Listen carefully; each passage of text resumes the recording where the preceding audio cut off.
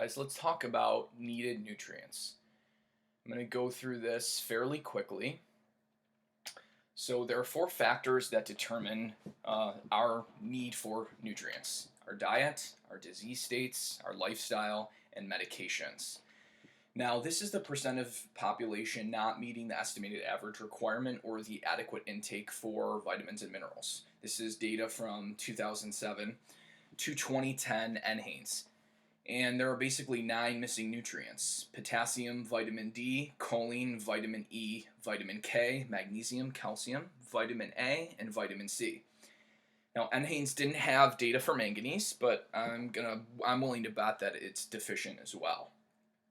And then according to NHANES, we're doing okay, where only 10% or less of the population is not hitting the estimated average requirement for iron, zinc, copper, selenium, phosphorus, sodium, and the B vitamins. But I'm going to show you why that actually is an issue moving forward. Now, even if you take a multivitamin or mineral, which 1 out of 2 adults in the United States are taking, you're still missing the exact same 9 nutrients. They're just not as prevalent. And the reason why is because most of our diet is primarily made up of grains, sugars, fats, and oils, so they're devoid of these nutrients. And even the grains that we're consuming now are refined. 94% of the grains we consume are no longer unrefined traditional whole grains. They have been refined through a steel roller mill and have lost more than 80% of their vitamin E, vitamin B6, potassium, actually that's vitamin K, and magnesium.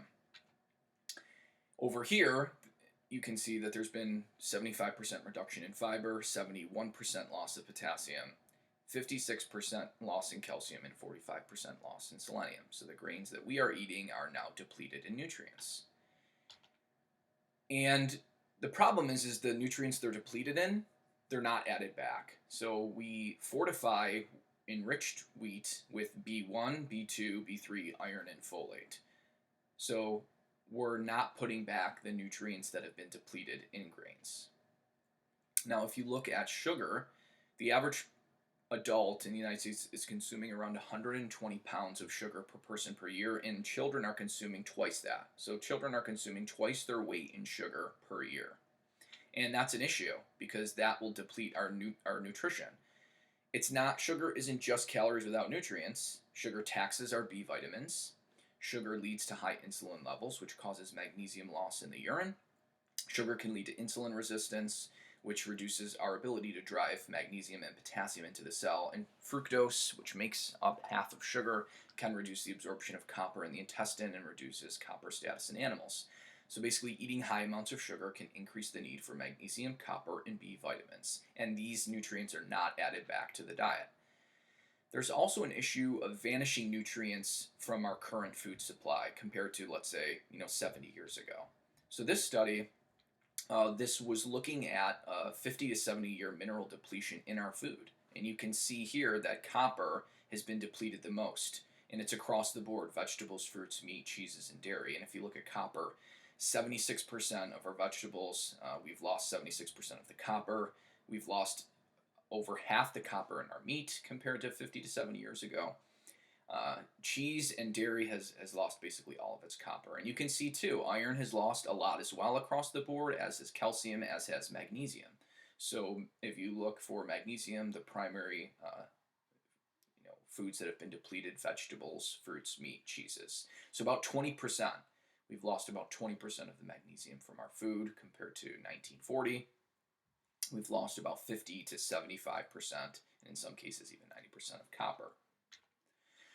So based on this data, we would say we have 5 missing minerals in the diet, copper being 1, then iron, calcium, magnesium, and potassium.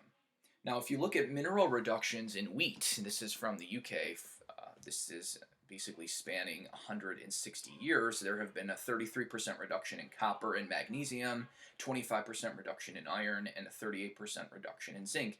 And this is because if you look at the use of chemical fertilizers, which is right here with the squares, you can see that as we use this chemical fertilizer, the nutrients go down. Whereas if you look at farmyard manure, right here, the line goes up a little bit. So you can see that these chemical fertilizers are causing reductions in iron and zinc and copper and all these things, whereas using farmyard manure actually increases these a little bit. So the switch from using traditional farming methods to chemical fertilizers is depleting nutrients in our food supply. So now we can say we have 6 missing minerals because we've added zinc now with this study. There's a 38% loss in zinc since 1840 in wheat.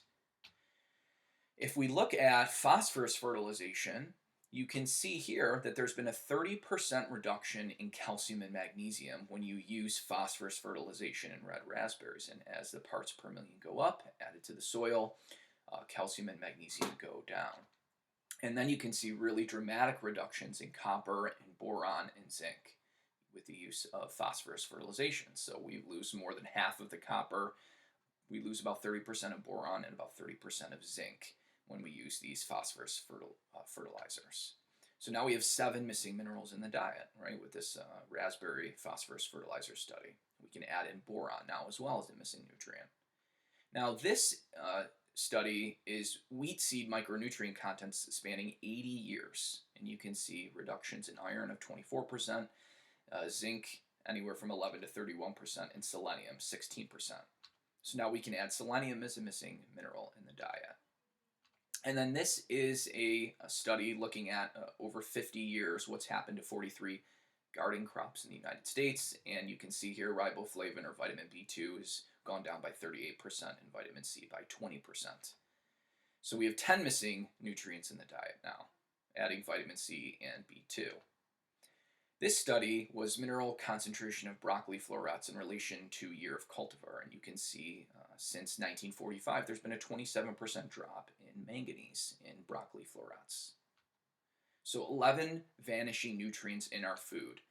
50 years of nutrient depletions in our food have caused these nutrients to vanish from our food supply.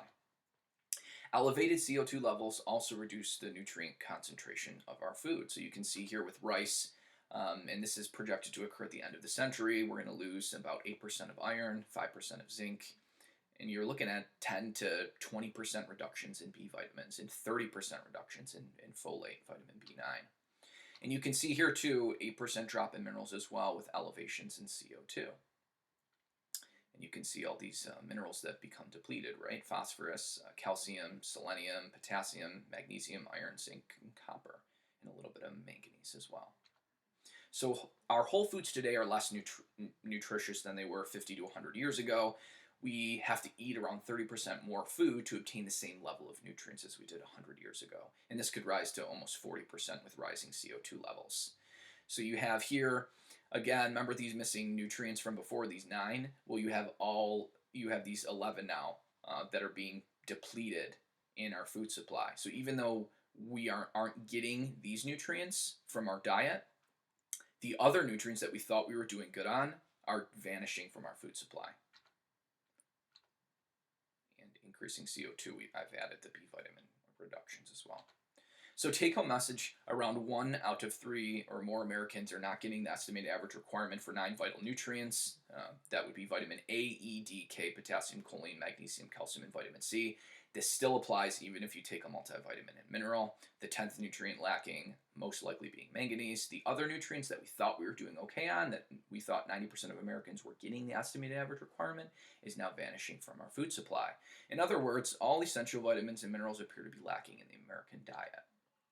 Now, what makes up the majority of the U.S. diet? Well, what aren't we eating? We're not eating vegetables, we're not eating nuts, we're not eating beans, we're not eating eggs, right? And we're not replacing the lost vitamin E, K, B6, copper, magnesium, potassium, folate, and lutein, and zeaxanthin, and choline, right? Because we don't eat a lot of eggs or greens, which contains those lutein and zeaxanthin, carotenoids, which are important for eye health, and choline, which is found in eggs, which is very important for liver health. And you can see here, 2 eggs may not have a lot of lutein and zeaxanthin compared to spinach and kale, but it is more bioavailable. Now, if we look at optimal intakes just versus, we were just talking about, Americans not hitting their average requirements, you can see here that the recommended dietary intake is about 3 times lower than what an optimal intake for vitamin C would be. And this level is seems to basically give us optimal neutrophil activity and cytotoxicity at around 250 milligrams or more. I mean, we don't even saturate our vitamin C enzymes till we consume about 120 milligrams of vitamin C per day. And it can take up to 200 milligrams to saturate our white blood cells. And they're the first tissues that will actually saturate vitamin C. So, 100 to 200 milligrams saturating the white blood cells, your muscle will continue to go up, your skeletal muscle, vitamin C, well beyond 250 milligrams. And there's clinical studies showing that 500 milligrams of vitamin C versus 50 milligrams of vitamin C cuts the risk of getting 3 or more colds per year by 67%. So 500 milligrams per day of vitamin C is probably more optimal than 50, at least based on the clinical studies in humans. For copper, the recommended dietary intake is 0.9 milligrams, but optimal, based on the studies I've looked at, and I have a few review papers on this, is probably at least 2 milligrams, but potentially up to 6 milligrams per day. Same with vitamin K1. The adequate intake is only 100 micrograms, but optimal may be greater than or equal to 500 micrograms. And then for lutein and zeaxanthin, based on the studies as well, we don't have recommended dietary intake, but anywhere from 5 to 12 milligrams is likely optimal. So concluding remarks, again, the Western diet is lacking many vitamins and minerals. Even if the population increases the consumption of whole, unprocessed foods, if we're eating it from non-traditional farming methods, we're going to have to probably consume 30% more food just to get the same nutrients as we did 50 to 100 years ago. So eating real food may no longer be enough unless it's from traditional farming methods. We need to focus on growing more nutrient-dense food, stop growing for yield, basically more biodynamic farming, right? Composting, lack of chemical fertilizers, using more traditional farming methods. The recommended dietary allowance is not the optimal intake, and the optimal intake is almost always above the estimated average requirement or the recommended dietary allowance. Optimal intake for treating a disease is going to be greater than for prevention as well. So quickly, I'm going to go over the disease states that can increase our nutrient needs. Again, 75% of U.S. adults have insulin resistance or high insulin levels, which can increase magnesium loss in the urine and prevent magnesium from getting into the cell. Gastrointestinal disorders like celiac, Crohn's, ulcerative colitis, and bariatric surgery can lead to reduced absorption of copper, zinc, magnesium, and vitamin B12. And then inflammation or endotoxemia can lead to losses in vitamin C, vitamin E, glycine, cysteine, glutamate, so reductions in glutathione, and riboflavin. Liver disease can reduce copper, iron, and magnesium. Kidney disease, so many of these minerals and even vitamins are bound to albumin. So if we spill albumin out in the urine because we have kidney damage, which many type 2 diabetics have micro or macroalbuminuria, they will lose copper, zinc, magnesium, and vitamin B6. Also, lifestyle affects mineral loss. Sweating in the sauna, steam bath, living in hot climates, we lose anywhere from a half to a full teaspoon of salt per hour of exercise. We also lose 50 to 100 micrograms of iodine per hour, and we lose anywhere from 0.25 to 1 milligram of copper per hour of exercise through sweat, and we also lose about 20 micrograms of copper per hour of exercise, either through sweating, or we have basically a doubling of chromium loss in the urine when we exercise, and we have a tripling of chromium loss in the urine when we increase our sugar intake. And then caffeine, coffee, energy drinks, we can cause a tremendous salt loss. 4 cups of coffee leads to approximately a half a teaspoon of salt loss in the urine. So again, we thought we were okay with the B vitamins and copper, but we thought wrong. Plasma B12, this is from Framingham Offspring, and 3,000 patients in the U.S. They had their B12 levels measured. Almost 40% had plasma vitamin B12 concentrations that could lead to deficiency problems, and 17% had very low levels. So nearly 40%, or 4 out of 10 people in the U.S. may have marginal B12 deficiency.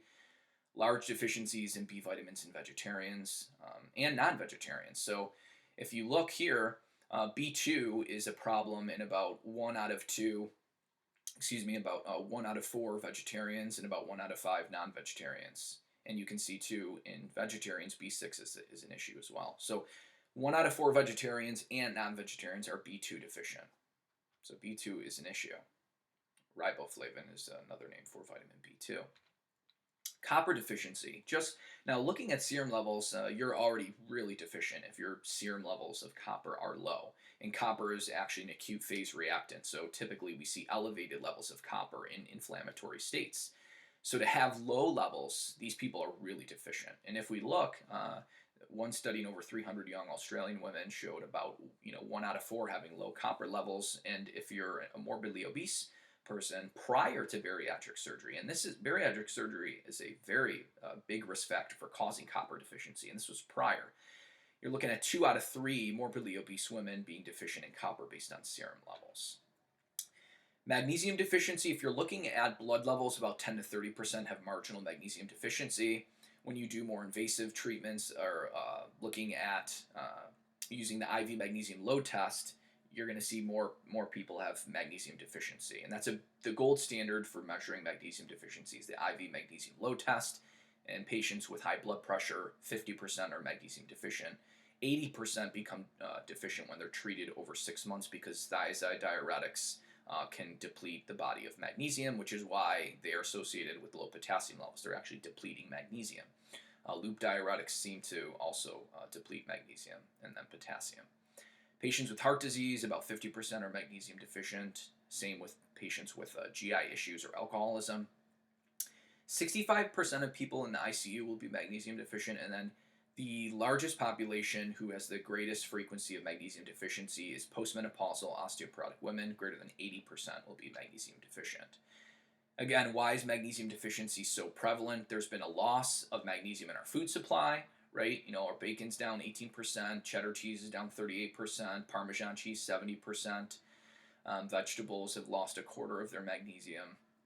The refining process, as we refine grains, we basically lose all the magnesium, right? Flour has lost 82%, polished rice 83%, starch 97%, and white sugar 99%. Since 1968, the magnesium content in wheat itself has dropped 20%. That's prior to actually, using a mill and refining it. So just the magnesium itself in our food supply is down. Over 60 factors cause magnesium depletion. I'm going to go over some of those. I would highly recommend looking up our subclinical magnesium deficiency as a primary driver of cardiovascular disease and a public health crisis. We published that in BMJ Open Heart a couple of years ago. It's got about 250 references. But basically our diet, right? High in fat, sugar, alcohol, devoid of magnesium. Fats and sugars deplete the body of magnesium, so fat can reduce the absorption of magnesium, and sugar obviously can increase the spill of magnesium in the urine and prevent it from getting into the cell. Calcium fortifications, our diets are too high in calcium and phosphorus now because of what's been added. Phosphorus is added as well. These inorganic phosphates are added to a lot of things. If you look at inactive ingredients and you see sodium phosphate, that is an added inorganic phosphorus. Exercise depleting sodium, and then that can lead to magnesium depletion. Gastrointestinal disorders, we don't absorb magnesium as well when we have these type of disorders, or we get bariatric surgery. Stress, noradrenaline release and the activation of the sympathetic nervous system causes increased loss of magnesium in the urine. And then medications, diuretics, antacids, other acid-suppressing medications like proton pump inhibitors, Zantac and Pepsid. We need good stomach acid to digest our food and absorb magnesium, B12, calcium, zinc, things like that. Other factors that can cause magnesium depletion are B6 or selenium deficiency, which we need B6 to absorb and drive magnesium into the cell, and selenium deficiency can also lead to magnesium deficiency. Too much vitamin D or lack of vitamin D can cause magnesium deficiency. And then we talked a little bit about liver diseases, right? Liver produces albumin, and albumin binds magnesium. So we won't be able to export magnesium or move it around as well when we have fatty liver disease, which about 30 to 40% of U.S. adults have. Metabolic acidosis, pancreatitis, cancer, and hyperinsulinemia. This is the biggest driver of magnesium depletion in our population. Drug nutrient depletion, acid-suppressing medications, again, we covered that. Anti-anxiety medications like benzodiazepines, right, Xanax, that can lead to vitamin D and calcium deficiency. Antipsychotics, can lead to vitamin B2 deficiency, and birth control can cause folic acid, magnesium, B6 deficiency, but there's some other things as well. It can probably cause loss of taurine, other B vitamins as well. Last slide here, ACE inhibitors can cause reductions in zinc, diuretics can deplete us of magnesium, potassium, B1, and zinc, and metformin can cause B12 and folic acid loss, and statins can cause us to lose CoQ10. All right, guys, I hope that was helpful. We're going to close this out now.